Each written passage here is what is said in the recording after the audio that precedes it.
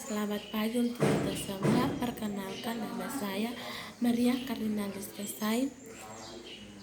Saya dari Sekolah Tinggi Santo Petrus Keuskupan Atambua, semester 2A tingkat 1. Pada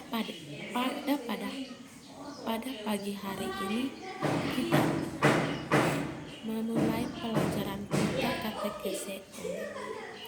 Pertemuan pertama kita pengantar katekese umat. Yang pertama, sejarah dan pengertian katekese umat. Yang kedua, tujuan katekese umat. Yang ketiga, proses katekese umat. Yang pertama, sejarah katekese umat. PKKI pertama 1977 muncul gagasan katekese umat sebagai ala katekese di Indonesia masa kini. PKKI 2 1980 kembali ditegaskan gagasan katekese umat dari PKKI pertama agar lebih operasional. PKKI ketiga 1984 pembina katekese umat. PKKI 8 2004 masih berbicara tentang katekese umat. PKKI 2 menghasilkan rumusan katekese umat terdiri dari 6 hal pokok. Katekese umat diartikan sebagai komunikasi iman atau tukar pengalaman, penghayatan iman antara anggota umat atau kelompok. Melalui kesaksian iman diteguhkan, dihayati secara lebih sempurna.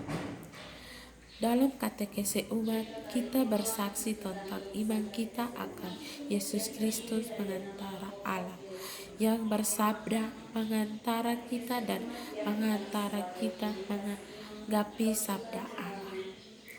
Yesus Kristus mendasari penghayatan iman gereja. Yang ketiga, katekese adalah umat. Kristus menjadi pola hidup pribadi juga pola kehidupan kelompok, basis sekolah maupun perguruan tinggi. Katekese umat sering disebut katekese dari umat oleh umat untuk umat.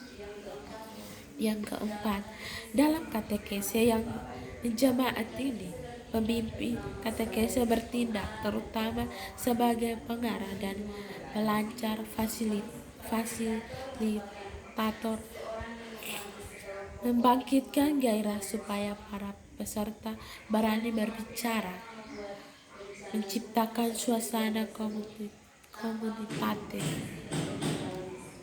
Katekese yang kelima, katekese umat merupakan komunikasi iman dari peserta sebagai sesama dalam iman yang sederajat, yang saling bersaksi tentang iman mereka. Diperlukan beberapa hal yang mendukung sikap saling menghargai, mendengarkan, suasana penuh keterbukaan. Yang keenam, tujuan komunikasi iman dalam katekese umat adalah supaya dalam terang Injil semakin meresapi arti pengalaman-pengalaman kita sehari-hari. Kita bertobat kepada Allah dan semakin menyadari kehadiran dalam kenyataan hidup sehari-hari. Semakin sempurna beriman, berharap, mengamalkan cinta kasih dan hidup Kristiani kita makin dikukuhkan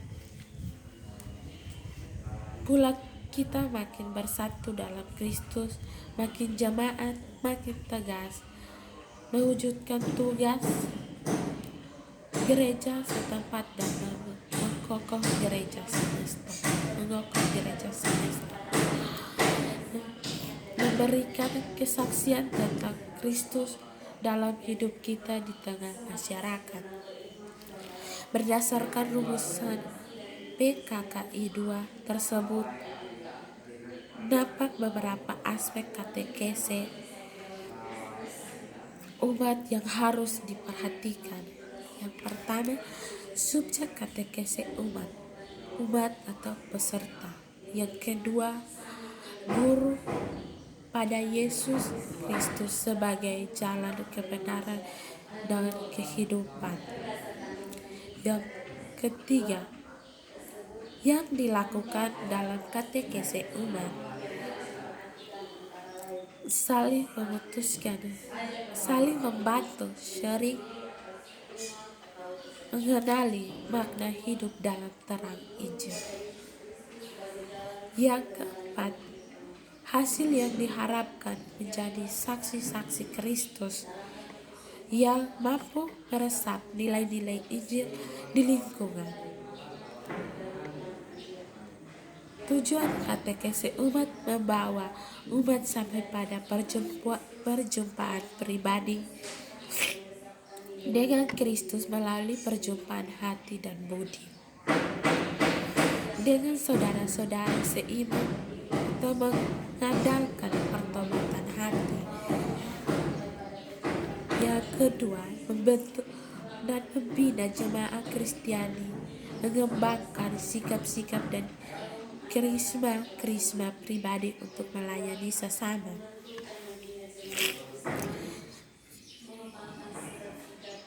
Proses katekese umat. Yang pertama, langkah pertama, proses mengamati dan menyadari suatu fenomena tertentu dalam masyarakat yang kita angkat sebagai tema. Allah menyapa manusia melalui situasi hidupnya yang konkret. Langkah yang kedua, menyadari morfologikan situasi yang telah dianalisis dalam terang sabda Allah. Firman Allah mempunyai peran amat penting dalam katekese umat. Langkah yang ketiga, memikirkan dan merencana aksi untuk bertindak. Langkah pertama dan kedua bertujuan supaya kita menjadi lebih sadar akan panggilan kita sebagai orang beriman untuk bertindak, memperbaiki keadaan. Katekese umat selalu beranjak pada aksinya.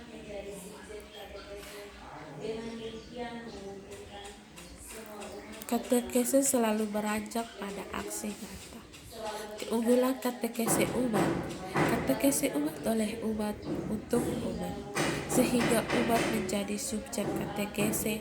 Dengan demikian, memungkinkan semua umat berperan aktif. Yang kedua, berbicara tentang hidup nyata dalam terang Injil sebagai memungkinkan umat menyadari bahwa Allah hadir dalam berkarya dalam hidup nyata mereka. Umat aktif berkomunikasi sehingga memungkinkan umat semakin menjadi komunio, semakin menjadi gereja. Tiga, peserta berbicara tentang komunikasi tentang hidup nyata sehingga menjadikan katekese umat dan gereja menjadi sungguh kontekstual dan terbuka.